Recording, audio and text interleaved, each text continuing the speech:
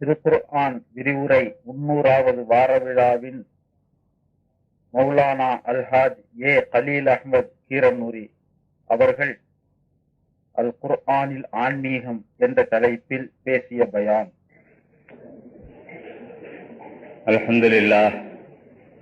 அல்ஹம்துலில்லாஹி வகஃபா வஸ்ஸலாத்து வஸ்ஸலாமு அலா இபாதிஹி அல்லதீன இஸ்தஃபா. அம்மா பாத். قال الله تعالى بعد أعوذ بالله من الشيطان الرجيم بسم الله الرحمن الرحيم وما أمروا إلا ليعبدوا الله مخلصين له الدين حنفاء ويقيموا الصلاة ويؤتوا الزكاة وذلك دين القيمة صدق الله العظيم. وقال النبي عليه الصلاة والسلام إنما الأعمال بالنيات وإنما لكل امرئ ما نوى فمن كانت هجرته إلى الله ورسوله فهجرته إلى الله ورسوله ومن كانت هجرته إلى دنيا وإلى امرأة ينكحها فهجرته إلى ما هاجر إليه أو كما قال عليه الصلاة والسلام. கண்ணியத்திற்கும் பெருமதிப்பிற்கும் உரிய இந்த சிறப்பு மிகு விழாவின் தலைவர் அவர்களே, மரியாதைக்குரிய இந்த மஸ்ஜிதின் இமாமும் இந்த விழாவிற்கு மூல காரணமாக அமைந்திருக்கக்கூடிய ஹஜ்ரத் அவர்களே, மற்றும் எனக்கு முன்னாலே இன்றைய நிலைக்கு தேவையான நல்ல பல கருத்துக்களை உங்களுக்கு எடுத்து சொல்லி இருக்கிற அன்பிற்குரிய உலமா பெருமக்களே, வருகை தந்திருக்கும் ஆலிம்களே, பெரியவர்களே, நண்பர்களே, சகோதரர்களே, இந்த நல்ல சந்தர்ப்பத்திலே நான் சொல்ல வேண்டிய விஷயத்துக்கு சீக்கிரமாகவே வருகிறேன். ஏனென்றால் எப்பொழுதுமே ஏற்படுகிற பஞ்சம் இதுதான், நேர பஞ்சம். சாதாரணமாக நேற்று முன்தினம் கூட ஏதோ ஒரு தஞ்சை ஜில்லா என்று நினைக்கிறேன் பள்ளிவாசல் திறப்பு விழாவிற்கு அவர்கள் அழைக்க வேண்டும் என்று வந்தார்கள். அப்பொழுது நான் அவர்களிடத்திலே தான் சொன்னேன், பேச்சாளர்களை குறையுங்கள் முதலிலே, அப்பொழுதுதான் அவர்களுடைய பேச்சு நிறைவு பெறுகிறது. இல்லை என்று சொன்னால் நம்ம வீட்டுல பையன் சின்ன பையனை நோன்பு வச்சா ரம்ஜான்ல காலையிலிருந்தே சேர்க்க ஆரம்பிச்சிருவான். சாப்பிடுறதுக்கு முறுக்கு, வடை, மிச்சரு, தயிர் வடை, உளுந்து வடை, கார வடை, பக்கோடா, என்னென்ன இருக்க எல்லாம். அவனுக்கு என்னங்க திங்க முடியும்? சின்ன பையன் அவ்வளவுதான் திம்பான். ஆனா ஆசை எல்லாம் சேர்த்து வச்சிருப்பான், கடைசியில் திங்க முடியாது. அது மாதிரி இந்த புரசவாக்கத்துக்காரங்களுக்கு ஆசை எல்லா பேச்சாளரையும் கூப்பிட்டு, அதே மாதிரி எல்லா விழாவிலும் எப்படிதான் கடைசியில பேச்ச நேரம் இருக்காது. இது இயற்கையாக ஏற்படுகிறது. ஆனால் என்னை பொறுத்தவரை எந்த நிமிடத்துக்கு முடிக்க வேண்டுமோ அந்த நிமிடத்துக்கு முடிப்பேன். இப்ப நான் சொல்றேன் 9:05 இன்ஷா அல்லாஹ் முடிப்பேன். அதுக்கு பிறகு அதை பேசுவான். சகோதரர்களே, ஹதீஸிலே வருகிறது, ஒரு தடவை நாயகம் ஸல்லல்லாஹு அலைஹி வஸல்லம், புகாரி ஷரீஃபுடைய ரிவாயத் இது, மதீனாவிலே சென்று கொண்டிருந்தார்கள். ரசூலுல்லாஹி ஸல்லல்லாஹு அலைஹி வஸல்லம் இடத்திலே இப்படி ஒரு கேள்வி கேட்க வேண்டும், அவர்கள் அதற்கு பதில் சொல்ல முடியக்கூடாது என்று யூதர்களும் மற்றவர்களும் பெருமுயற்சி செய்து கொண்டிருக்கிற காலம். அந்த ரசூலுல்லாஹ் போகும்போது, சஹாபாக்களுடனே போகும்போது, அங்கே கூடியிருந்த ஒரு கூட்டத்தினர், அதில் ஒருவன் சொன்னான், ரசூலுல்லாஹ்விடத்தில் ஒரு கேள்வி கேட்க போகிறேன் என்று.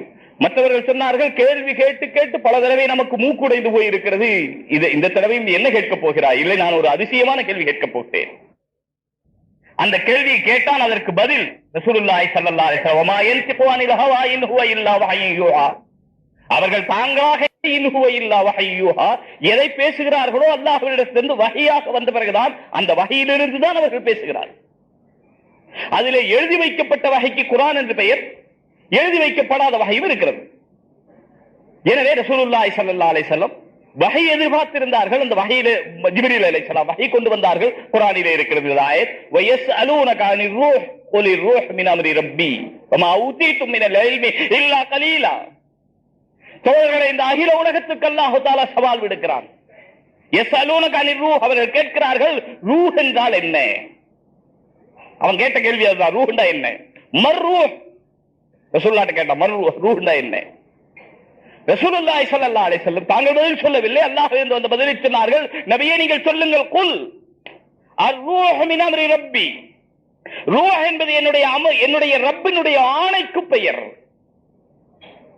இதுதான் இன்றைக்கும் பதில், இனி கியாமத் வரையும் பதில். இந்த உலகத்திலே யாருமே இதற்கு அப்பால் ஒரு பதிலை சொல்லப் போவதில்லை. ரூஹ் என்றால் என்ன? ஆனால் உலகத்திலே சில பேருக்கு கண் இருக்கிறது, சில பேருக்கு கண் இல்லை, சில பேருக்கு காது இருக்கிறது, சில பேருக்கு காது இல்லை, சில பேருக்கு கால் இருக்கிறது, சில பேருக்கு கால் இல்லை, சில பேருக்கு அறிவு இருக்குது, கொஞ்சம் குறைவா இருக்கு, கூட இதெல்லாம் வித்தியாசப்படுது. ஆனால் யாருடைய ரூஹுக்கும் வித்தியாசம் இல்லை. எல்லாருடைய ரூஹும் ஒன்று. எனக்கு இருக்கிற ரூஹு தான் உங்களுக்கு இருக்கு, உங்களுக்கு இருக்கிற ரூஹு தான் எனக்கு இருக்கு. எறும்புக்கு இருக்கிற ரூஹுக்கும் யானைக்கு இருக்கிற ரூஹுக்கும் என்னங்க வித்தியாசம்? எறும்புக்கு இருக்கிற ரூஹுக்கும் யானைக்கு இருக்கிற ரூஹுக்கும் என்ன வித்தியாசம்? இது சின்னதா இருக்காது பெருசா இருக்கும் சொல்ல முடியுமா? அதுவும் சொல்ல முடியாது. ஏனென்றால் தூள் நீல அகல ஆழத்தை பொறுத்ததல்ல உயிர் என்பது. ஆனால் எறும்புக்கு எப்படி இருக்கும், யானைக்கு எப்படி இருக்கும் சொல்ல முடியாது சகோதரர்களே. திமிங்கலத்தினுடைய நாக்கு இருக்கிறதே ஒரு யானையுடைய அளவு. திமிங்கலத்தினுடைய நாக்கு ஒரு யானையினுடைய அளவு, அவ்வளவு பெரியது. அந்த திமிங்கலத்தினுடைய ரூஹ் எவ்வளவு பெரிதாக இருக்கும் சொல்ல முடியுமா? இருக்காது. இன்றைக்கு வரை சொல்ல முடியாது. எல்லா டாக்டர்களும் இருந்து பார்த்துக் கொண்டே இருக்கிறார்கள். எல்லாம் பார்த்துட்டு எல்லாம் செக்அப் பண்ணிட்டு அது ரூஹ் போயிருச்சுங்களே, ஏங்க நீங்க என்ன பண்ணிக்கிட்டு நீங்க கொஞ்சம் புடிச்சிருக்கலாங்கல்ல. இவ்வளவு டாக்டர் என்று பார்த்துட்டு எனக்கு யாவும் இருக்குது. என்னுடைய தகப்பனாரை பார்த்தாகும் போது காய்ச்சல் ஏறிக்கொண்டே போச்சு. 105 டிகிரி 105 டிகிரி வரைக்கும் எனக்கு தெரியும். அதுக்கு மேலே காய்ச்சல் போய்கிட்டே இருக்குது. போய் டாக்டர் கூப்பிட்டா வரல. பிறகு கொஞ்ச நேரம் கழிச்சு வந்தார். வந்து எல்லாம் பார்த்துட்டு அவர் இங்கிலீஷ்ல சொன்னார் பிரீத்திங் டைம். எனக்கு அப்ப விளங்கல. பிரீத்திங்னா ரூஹ் போற நேரமா அவர் சொல்லிட்டு போயிட்டார். அவ்வளவுதான். கொஞ்ச நேரத்தில் மற்ற டாக்டர் எல்லாம் நின்றாங்க. ரூஹ் போயிருச்சுன்னு சொல்லிட்டாங்க. பத்வா கொடுத்துட்டாங்க ரூஹ் போயிருச்சு. டாக்டர் கொண்டு போறோம், எது கொண்டு போறோம்? பத்வா தான் கொடுப்பாரு அவர். ரூஹ் எப்படி போச்சு, ஏன் போச்சு, நீங்க எல்லாம் நின்னைகளை கொஞ்சம் புடிச்சு வச்சிருக்கலாமே. எந்த வழியா போச்சு? வாய் வழியாவா, மூக்கு வழியாவா, கண் வழியாவா? போன வழியும் தெரியாது, வருகிற வழியும் தெரியாது. ரூஹ் அல்லாஹ்வில் இருந்து வருகிறது. நஃபக்து மின் ரூஹி, என்னுடைய ரூஹில் இருந்து, என்னிடத்திலே இருக்கிற ரூஹ் என்ற ரூஹுடைய கஜானாவில் இருந்து நான் இன்சானுக்கு ரூஹை ஊதுகிறேன். சகோதரர்களே, மலக்குகளுக்கு கூட தெரியாது. தாயினுடைய வயிற்றிலே வைத்து 4 மாதத்திலே ரூஹ் வருகிறதே, அந்த உறுப்புகளை உருவாக்கும் பொழுது முதலாக உருவாக்குகிற உறுப்பு கண் தான் உருவாக்குகிறது. தாயினுடைய வயிற்றிலே சிசு உருவாகும் பொழுது நாமெல்லாம் அப்படியே யாரும் வானத்திலிருந்து அப்படியே குதிச்சிடல, இல்ல பூமியை பிளந்து கொண்டு வந்தவர்களே. ஹஜ்ரத் ஆதம் அலைஹிஸ்ஸலாம் தவிர, ஹஜ்ரத் ஆதம் அலைஹிஸ்ஸலாம் தவிர, பிறகு ஹஜ்ரத் ஆதம் அலைஹிஸ்ஸலாமுக்கு பிறகு ஹவ்வா அலைஹிஸ்ஸலாம் அவங்களுடைய விழா எலும்புல இருந்து வந்தாங்க. ஏதோ ரிவாயத்துகள் இருக்கு வந்தாங்க. இப்படி 1-2 பேரை தவிர பாக்கி உலகத்தில் பிறந்த அத்தனை பேரும் தாயினுடைய வயிற்றில் இருந்து பிறந்தவர்கள் தான். எல்லோருக்குமே ரூஹ் வந்தது. எங்கிருந்து வந்தது? யார் கொடுத்தது? எப்பொழுது வந்தது? பெற்ற தாய்க்கு தெரியுமா இந்த ரூஹ் எப்பொழுது குழந்தைக்கு வருகிறது என்று? இவள் உறங்கும் பொழுது வந்ததா, இவள் விழித்திருக்கும் பொழுது வந்ததா, இவள் உண்ணும் பொழுது வந்ததா, இவள் பேசும் பொழுது வந்ததா? இவள் பேச ரூஹ் தான் கண் மூலமாக பார்க்குது. அதனாலதான் மௌத்தா போயிட்டா சில பேருக்கு கண்ணு சரியா மூடி விடலன்னு வைங்க. மௌத்தா போனோட நல்ல கண்ணெல்லாம் இழுத்து மூடணும். இல்லைன்னா மையத்து இப்படி பாப்பாரு நம்மள, நம்ம அவரை பாக்குறோமா அவர் நம்மளை பாக்குறாரு தெரியாது. பிறகு விவகாரமா போயிடும். தீதார் பாக்குறதுன்னு சொல்லுவாங்க எங்க ஊர்ல. கடைசியில மௌத்தானவங்களை பாக்குறதுக்கு அவரை போய் நம்ம பார்க்க போனா அவர் நம்மளை பார்த்து இருப்பாரு. வேண்டாங்க. இது எப்போ வருதுங்க? கண்ணை சரியா இழுத்து மூட வேண்டாம். அது மாதிரி வாய் மூடாம விட்டா வாயும் திறந்துதான் இருக்கு அப்படியே. அதனாலதான் வாயை மூடி ஒரு துணியை போட்டு கட்டி வச்சிருவாங்க. எதுக்கு? இந்த அஜரத்துக்கு வாயை திறக்காம அப்பாவது இருக்கட்டும். இப்ப வாய் வயசு பூரா திறந்துகிட்டு இருந்தார், அப்பாவது திறக்காம இருக்கட்டும். கண்ணை மூடி வச்சிருவாங்க. இப்ப கண்ணு திறந்திருந்தால் பார்க்குமா? காது திறந்திருக்கிறது கேட்குமா? அவர் எழுந்து நடப்பாரா? அவருடைய கை வேலை செய்யுமா? சகோதரர்களே, ஏதாவது வேலை செய்யுமா? ஏன் எல்லாம் இருக்கா? போயிருச்சா? கண்ணு, காது, மூக்கு, வாய், பல்லு, கை, காது, நகம் எல்லாம் போயிருச்சா? இருக்கா? 71 கிலோ முதல்ல இருந்தார் என்றால், என்னோட கிலோ சொல்றேன், 71 கிலோ முதல்ல இருந்தாருன்னா இப்ப தூக்கினா 81 தெரியுமே தவிர அதை விட குறையாது. ஏன்னா வயிறு உப்பி இருக்கும்ல கொஞ்சம், அதுல ஒரு 10 கிலோ கூடி வேணுமா தெரியலாம தவிர குறையாது.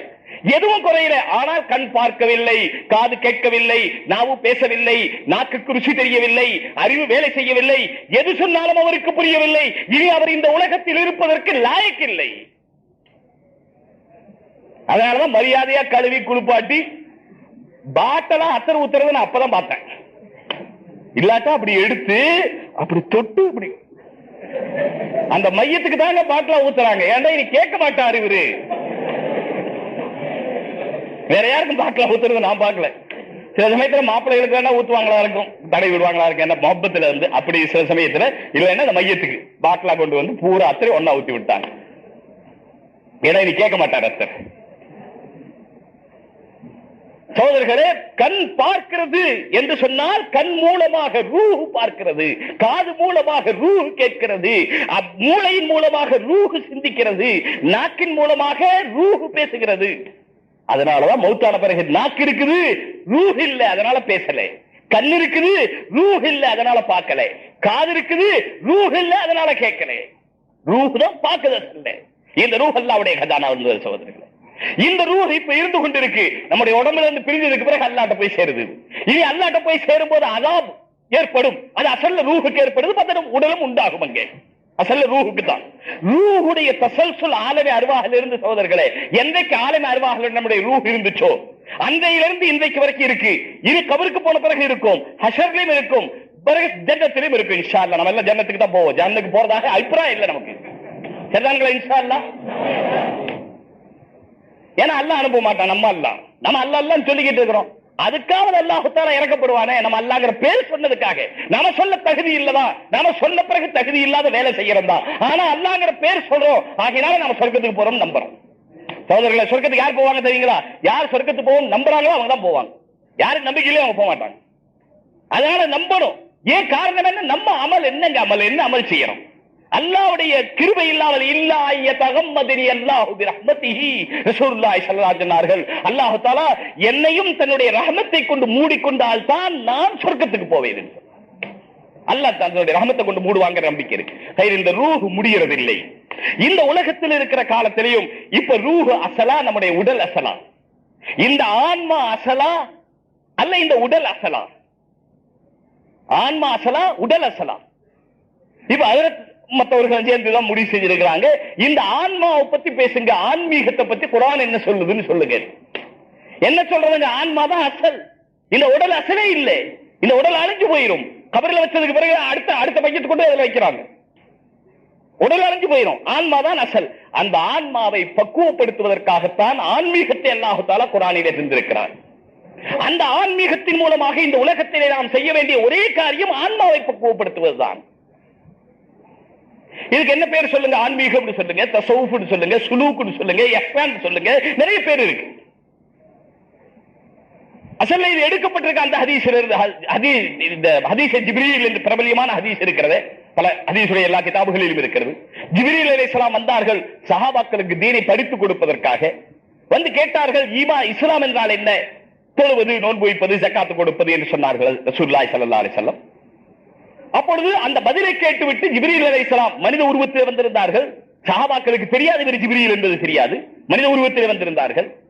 வந்து கேள்வி கேட்டார். ரசூலுல்லாஹ் பதில் சொன்னார்கள். பதில் சொன்ன உடனே ஜிப்ரீல் அலைஹிஸ்ஸலாம் திருப்பி சொன்னார்கள், சதக்த, உண்மை சொன்னீர்கள். கேள்வி கேட்டுட்டு இவர் சதக்தன்னு சொன்னா அப்ப ஏற்கனவே அவருக்கு தெரிஞ்ச விஷயமா? ஏற்கனவே தெரிஞ்சிருந்தா தானே சதக்தன்னு சொல்ல முடியும். சரி, பிறகு ஈமான் என்றால் என்ன என்று கேட்டார். இப்படி ஒவ்வொன்றுக்காக கேட்டுக்கிட்டே வரும்போது அவர் கேட்டார், இஹ்சான் என்றால் என்ன? சகோதரர்களே, இஹ்சான் என்றால் என்ன? இஹ்சான் என்பது ஒரு கைஃபியத். ரசூலுல்லாஹி ஸல்லல்லாஹு அலைஹி வஸல்லம் சொன்னார்கள். இஹ்சான் சொன்னா நம்ம தமிழ்ல யாராவது இஹ்சான் சொல்றதா இருந்தா கூட உபகாரம்ங்கிற அர்த்தம் சொல்லி பழகி இருக்கிறோம். உபகாரம் என்ற ஒரு அர்த்தம் அதுக்கு இருக்கு. ஒரே வார்த்தைக்கு பல அர்த்தங்கள் நிறைய அதுல இருக்கு. அதனுடைய அர்த்தங்களுடைய சில பகுதிகள் பிரிக்கப்படும் போது அதை நம்ம உபயோகித்து பழகி இருக்கிறோம். ஆனால் இஹ்சான் என்ற வார்த்தைக்கு மிக ஆழமான அர்த்தம் இருக்கிறது. சில வார்த்தைகள் அரபியில சொல்றோம், அரபியை தமிழ்ல சொல்ல முடியாது, எந்த மொழிபெயர்ப்பு செய்ய முடியாது. உதாரணமா பரக்கத், பரக்கத்துக்கு என்ன மொழிபெயர்ப்பு செய்யறது? அபிவிருத்தி. இப்ப பிராய்லர் கோழி தான் அபிவிருத்தி ஆகிட்டு இருக்குது. அப்ப அதுக்கு பரக்கத்துன்னு சொல்றதா? அதுக்கு பேர் பரக்கத் இல்ல. அது நிறைய உற்பத்தி செய்யறாங்க, அதனால உற்பத்தி ஆகுது. அதுக்கு பேர் பரக்கத் இல்லை. பரக்கத் என்றால் என்ன? பரக்கத்துடைய பல வகைகள் இருக்கிறது. சில சமயத்துல ஒண்ணுமே இல்லாம காரியம் நடந்துடும், அதுக்கு பேர் பரக்கத். சில சமயத்துல கொஞ்சம் காசு இருக்கும், ரொம்ப காசுடைய வேலை அதுல நடந்துடும், அதுக்கு பேர் பரக்கத். மாசம் 500 ரூபாய் தான் சம்பாதிக்கிறார், ஆனால் 5000 ரூபாய் ஆகிற வேலை அவருக்கு நடந்துருது. அது எப்படி நடக்கும்? அது நடக்கிறவங்களுக்கு நடக்கும், நமக்கு நடக்கிற நமக்கு தெரியல. நம்ம நடக்கிற மாதிரி வச்சுக்கல.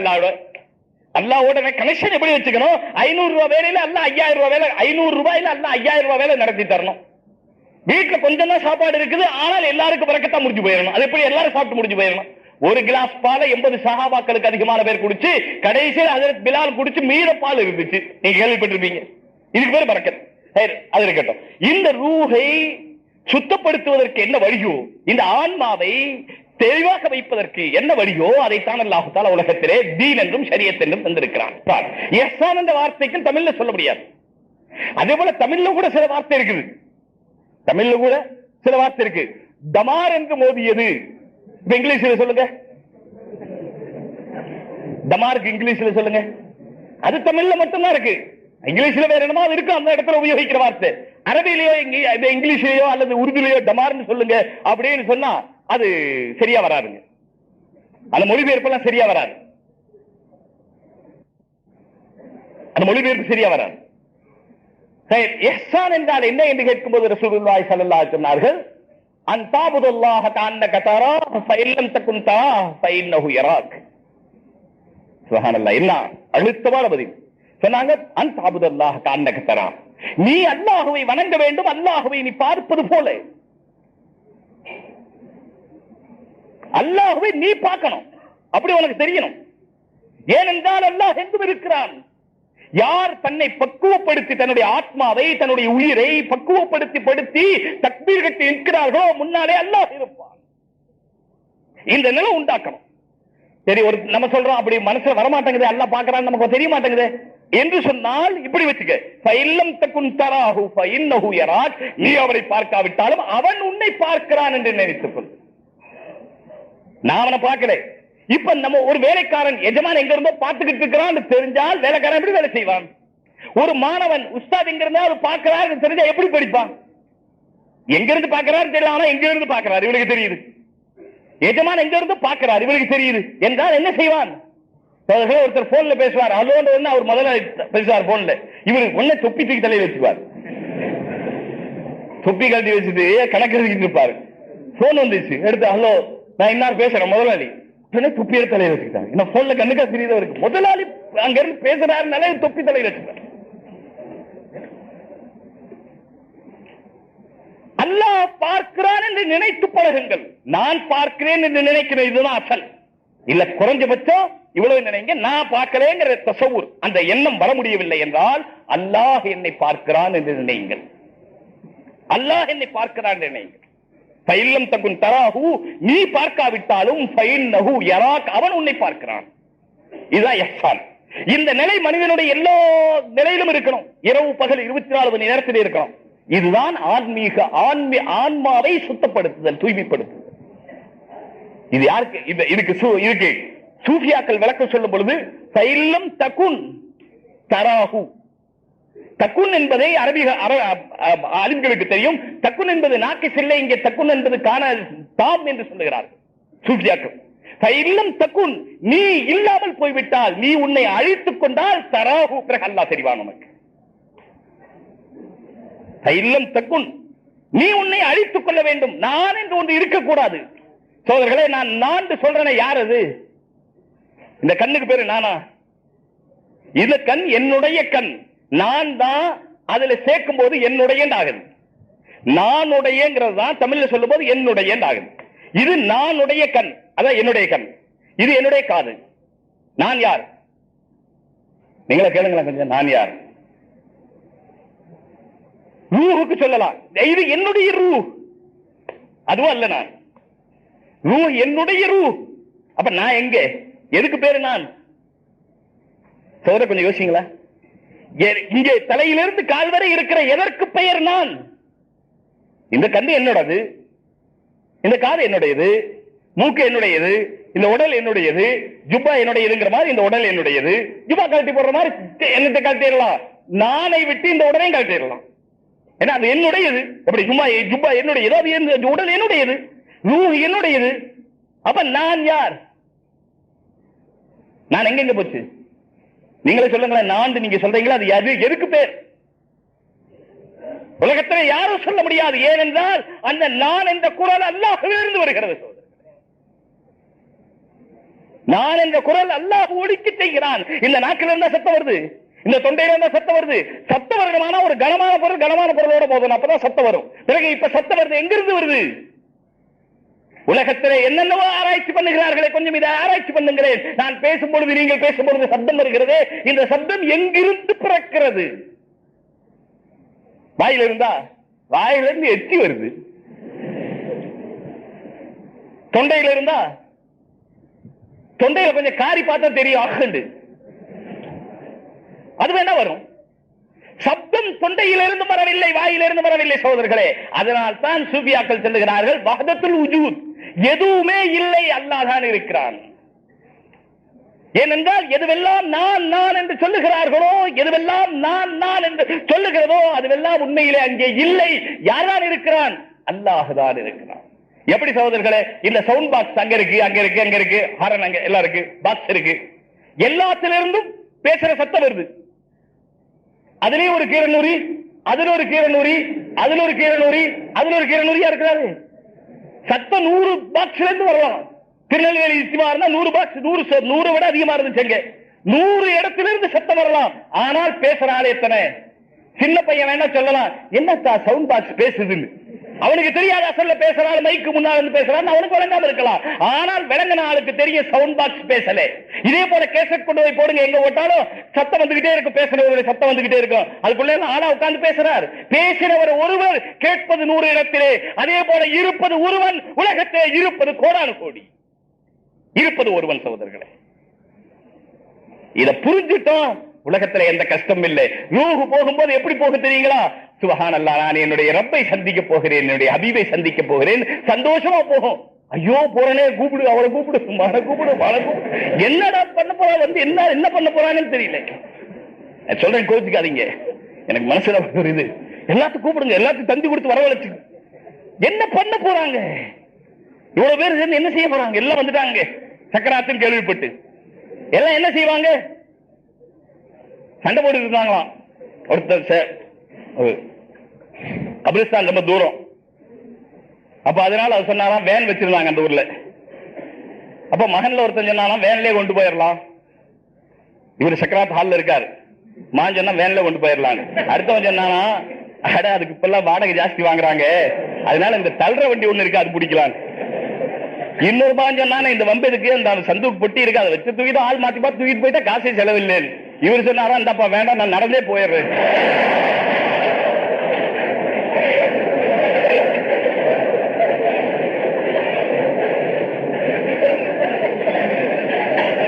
இதுதான் உலகம் சோதர்களே. மஸ்ஜித் சத்தப்பட்டு சிரிக்க கூடாது. எனக்கு ஞாபகம் இல்லாம ஒரு ஞாபகம் வந்துருச்சு, அவ்வளவுதான். எங்கேயோ படிச்சது, அவ்வளவுதான். ஆனா யோசிச்சு பாருங்க, இதுதான் நடக்கும். எனக்கு இதான் நடக்கும், உங்களுக்கு இதான் நடக்கும். விளையாட்டு இல்ல இது. நீங்க வீட்டுக்கு போன பிறகு யோசிங்க, இது என்ன நடக்க. எல்லாம் சேர்ந்து என்ன செய்வாங்க சகோதரர்களே? மௌத்தான பிறகு எத்தனையோ வீடுகள்ல பார்த்துட்டோம் சகோதரர்களே. ஜனாசா போகும் போதே ரூஹு, எங்க பஞ்சாதி பிள்ளை எல்லாம், அந்த பஞ்சாதி எங்க ஊர்ல எல்லாம் பழக்கம், குப்புற முக்காடு போட்டு அப்படியே குப்புற தான் படுத்து கிடக்கிறது பழக்கம். முக்காடு போட்டு குப்புற படுத்துவாங்க பஞ்சாதி. ஏன்னா அப்படி படுக்கலன்னா ஊர்ல எல்லாரும் என்ன சொல்லுவாங்க, என்ன இப்படி இருக்கா, புருஷமத்தா போய் தாலி எடுத்து இப்படி இருக்கான்னு சொல்லுவாங்க. அதுக்காக. ஆனா அப்படி படுத்துக்கிட்டே மகனை கூப்பிட்டு, டேய் சாவி இங்க கொடுத்துறாங்க, நான் உள்ளுக்குள்ள எடுத்துக்கிறேன். நடக்குது சகோதரர்களை, நான் விளையாட்டுக்கு சொல்லலே. இது எனக்கு நடக்கும், ஊர்ல எல்லாத்துக்கும் நடக்கலாம். உண்மையிலே கணவன் போனது கவலையாக இருக்கும். ஆனால் அதே நேரத்தில் இவர் அழுகும் போதே இப்படி சொல்ற, அழுகிற பழக்கம் இருக்குது. விட்டுட்டு போறீங்களே, எங்களை யாரு பார்ப்பாங்க? நீங்க இருந்தா இன்னும் எங்களை பார்ப்பீங்களே, எங்களுக்கு கொடுப்பீங்களே, எங்களுக்கு சம்பாதிச்சு கொடுப்பீங்களே. சகோதரர்களே, அதுதான் கவலை. அதுவும் வயசான காலத்துல அவங்க என்ன எதிர்பார்க்கிறாங்க? நம்ம இருந்து சம்பாதிச்சு, அதே என்னுடைய ஆகிரத் என்ன ஆகும் சகோதரர்களே? நம்ம மனைவி மக்களை இப்படி வளர்த்தல. நாம என்னுடைய தகப்பனார் கபருக்கு போறார், இவருடைய ஆகிரத் என்ன ஆகும்? அங்கிருந்து நகர்றதுக்கு முன்னாலே அவர்கள் நடந்து போற செருப்பு சத்தத்தை கபரில் அந்த மையத்து கேட்கும் சகோதரர்களே. மையத்தாயர்களே, அங்க போன உடனே உயிர் வந்துருது. இன்னஹு லதஸ்மாஉ கரான் ஆலிஹிம், செருப்பு சத்தத்தை கபரில் அந்த மையத்து கேட்கும் சகோதரர்களே. மையத்தாயர்களே, அங்க போன உடனே உயிர் வந்துருது. இன்னஹு லதஸ்மாஉ கரான் ஆலிஹிம், இவர்கள் நடந்து போகிற சத்தத்தை கேட்கிற அந்த அவகாசத்திலே அந்த மையத்து தூக்கி உட்கார வைக்கப்படுகிறது. மலக்கானி ஃபயஸலானி, இரண்டு மலக்குகள் வருகிறார்கள், கேட்கிறார்கள், மன் ரப்புக வ மன் நபியுக வ மா தீனுக.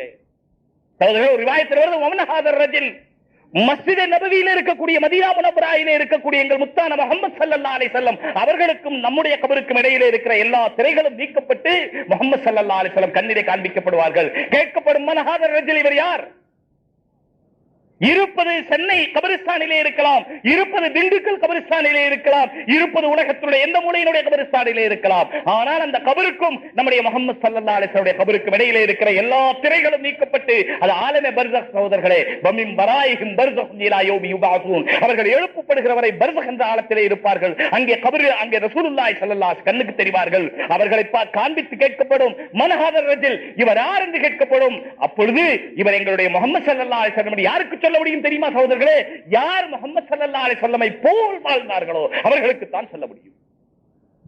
யார் அவர்களை போல் தங்களுடைய வாழ்க்கையிலே, தங்களுடைய உடையிலே, நடையிலே, பாவனையிலே, தோரணையிலே, குடும்பத்திலே, வாழ்க்கையிலே, வியாபாரத்திலே, தொழிலிலே, உத்தியோகத்திலே, பேசுவதிலே, சிரிப்பதிலே, நடப்பதிலே அத்தனையிலும் யார் முஹம்மது ஸல்லல்லாஹு அலைஹி வஸல்லம் அடிச்சுவட்டை பின்பற்றி நடந்தார்களோ அவர்களுக்குத்தான் அந்த அங்கே கபரிலே இருக்கிற முஹம்மது ஸல்லல்லாஹு அலைஹி வஸல்லம் பார்த்த உடனே இவர் என்னுடைய நபி முஹம்மது ஸல்லல்லாஹு அலைஹி வஸல்லம் என்று சொல்ல முடியும். இல்லாதவர்களுக்கு என்ன சொல்வார்கள் தெரியுமா? ஹதீஸிலே இருக்கிறது, ஹாய் ஹாய் லாதிரி, ஹாய் ஹாய் லாதிரி அரபியிலே இருக்கிறது.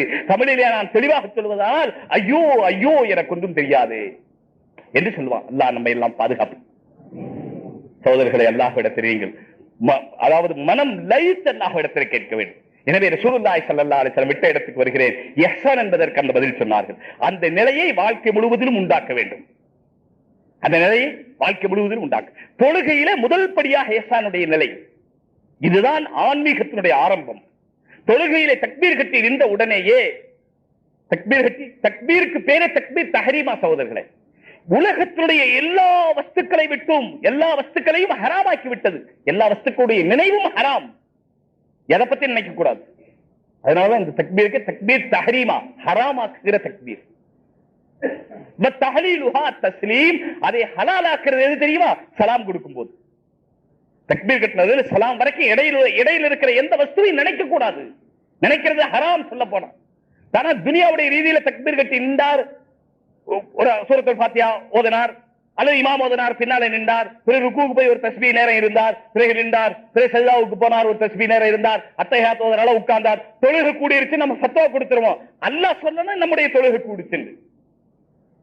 தொழுகை அல்லாஹ்விடத்தில் ஏற்றுக்கொள்ளப்பட்டதாக ஆகணும். அது வேற, இது வேற. உலகத்தில் அவ்வளவு பேர் சேர்ந்து ஃபத்வா கொடுக்கலாம், ஆனால் என்னுடைய தொழுகை ஒப்புக்கொள்ளப்பட்டதா இல்லையா என்று அல்லாஹ் ஃபத்வா கொடுக்கணும், அல்லாஹ் ஏற்றுக்கணும் சகோதரர்களே. அதுதான் உண்மையான தொழுகை. நம்முடைய தொழுகை அப்படி இருக்க வேண்டுமானால் இஹ்சானுடைய தரஜா உண்டு பண்ணணும். நம்முடைய மனசை கட்டி போடணும். வரபத்னா அலா குலூபிஹா, குர்ஆன்ல அல்லாஹ் சொல்றான், மூசா அலைஹிஸ்ஸலாமுடைய தாயாருடைய கல்பை நாம் கட்டி போட்டோம் என்று அல்லாஹ் சொல்றான். அல்லாஹ்ட்ட கேட்கல, யா அல்லாஹ் என்னுடைய கல்பை ஒரே இடத்துல கட்டி போடு. மாட்டை கட்டி போட்டுற பாருங்க, எங்கேயும் போகாம. குதிரை கட்டி போட்டுறாங்க, மாட்டை கட்டி போட்டுறாங்க, யானை கட்டி போட்டுறாங்க, எல்லாத்தையும் கட்டி போட்டுறாங்க. அதே போல நம்முடைய கல்பை அல்லாஹ் தான் கட்டணும், நம்ம கட்ட முடியாது. மனம் ஒரு குரங்குன்னு சொன்னான், நல்லா சொன்னான். ஏன்னா இவனே குரங்குல இருந்து வந்தவன் சொன்னவன் தானே. நாம சொல்றோம் இதெல்லாம் பனி இஸ்ராயல்கள் குரங்காக மாற்றப்பட்டதான் இப்ப இருக்கிறதெல்லாம் குரங்கு. மனுஷன் தான் குரங்கா மாற்றப்பட்டான். பனி இஸ்ராயல்ல ஒரு கௌம் இருந்தாங்க, எப்படியோ அவங்க குரங்கா மாற்றப்பட்டாங்க. அந்த கோவம் குரங்கா இருக்குன்னு சொல்லலாம், சொல்றதா இருந்தா. அப்ப குரங்கெல்லாம் எதிலிருந்து வந்தது? மனிதனிலிருந்து வந்ததுன்னு சொல்லணும். ஆனா இவன் சொல்றது என்ன? மனிதன் குரங்கிலிருந்து வந்தான், குரங்கிலிருந்து நம்ம வந்தோம். அதனால இப்ப மனிதனுடைய மனமும் ஒரு குரங்கு. அதை விட இன்னொருத்தர் அழகா சொல்லி இருக்கிறார், இந்த குரங்கு பைத்தியம் பிடிச்ச குரங்கு. மனம் என்ற குரங்கு இருக்கே, மது குடிச்சு தேல் கடிச்சு பைத்தியம் பிடிச்ச குரங்கு எப்படி இருக்கும்? ஒரு குரங்குக்கு அதுக்கு கொஞ்சம் ஒரு எவ்வளவு, ஒரு லிட்டர் சாராயத்தை ஊத்தி விட்டு அதுக்கு தேலும் கடிச்சிட்டு பிறகு அதுக்கு பைத்தியம் பிடிச்சுதான். சும்மா குரங்கே ஆடாம இருக்காது. ஜூல போய் பார்த்தா எல்லாமே அடங்கி போயிருக்கும். சிங்கம் முதல் கொண்டு யாரை கண்ணு திறந்து கூட பார்க்காத. பழகி பழகி நம்ம என்ன போய் சத்தம் போட்டா கூட இது மாமூல் கிராக்கி, இவ எனக்கு நம்மளை பாக்குறான்னு தெரியல, நீ வந்து என்னை காட்டுல முசாபா செய்யணும். சிங்கம் சொல்லுதான், இங்க வந்து பாக்குறான அது சொல்லுதான். அது நினைக்கிறான் மனசுல, மனை இங்க வந்து பாக்குறானே, காட்டுல வந்து கொஞ்சம் முசாபா செஞ்சு பார்த்தா தெரியும். இங்க எல்லாம் அடைச்சு போட்டு வெளியே நின்று இந்த சிங்கம் சிங்கம்